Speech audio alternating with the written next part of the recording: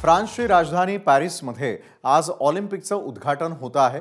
अवघ्या जगाचं लक्ष लागलेल्या या 33व्या ऑलिम्पिकच्या उद्घाटन सोहळ्याचा ग्राउंड झिरो रिपोर्ट घेतलेला आहे ज्येष्ठ क्रीडा पत्रकार संदीप चव्हाण यांनी थेट आयफेल टॉवरवरून।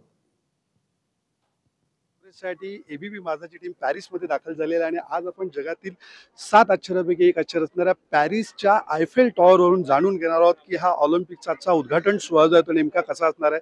तुम्ही माझ्या मागे पाहू शकता, हीच ती जागा आहे जिथे मुख्य सोहळा रंगणाऱ्या ऑलिम्पिकच्या उद्घाटन सोहळ्याचा जगभरातले खेळाडू जे आहेत त्यांची परेड जी आहे या ऐतिहासिक सेन नदीत होणार आहे। ऑलिम्पिकच्या इतिहासात पहिल्यांदाच ऑलिम्पिकचा उद्घाटन सोहळा जो हा स्टेडियमच्या बाहेर आयोजित केला जातोय।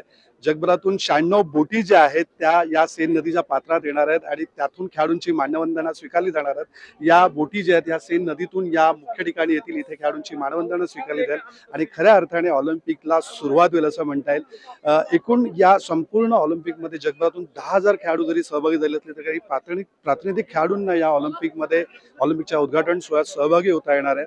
भारताचा या ऑलिम्पिक परेडमधला क्रमांक असणार आहे 84, त्यामुळे थोडासा भारतीय प्रेक्षकांना भारतीय खेळाडूंचं पथक जे आहे जे शरद कमलच्या ध्वजधारकाच्या नेतृत्वाखाली या सेन नदीच्या पात्रात उतरणार आहे बोटीमधनं पाहायला मिळेल, थोडासा प्रतीक्षा करावी लागणार आहे। भारताचे एकूण 117 खेळाडू ऑलिम्पिकमध्ये सहभागी झालेले आहेत आणि या 117 खेळाडूंना खरं उद्दिष्ट असेल तर गेल्या वेळी ऑलिम्पिकमध्ये आपण 7 मेडल जिंकले होते, त्यामुळे यंदा हा ऑलिम्पिकचा जो आपलं जे ध्येय आहे ते उंचावण्याचं एक महत्त्वाचं असं टार्गेट त्यांच्यासमोर असेल। अर्थात गेल्या वेळी नीरज चोप्राने भालाफेकीमध्ये गोल्ड मेडल जिंकलं होतं, त्यामुळे यंदा ही कामगिरी उंचावण्याचं आव्हान जे आहे ते भारतीय खेळाडूंसोबत असेल। एबीपी माझासाठी मी संदीप चव्हाण, आयफेल टॉवरवरून पॅरिस। एबीपी माझा, उघडा डोळे बघा नीट।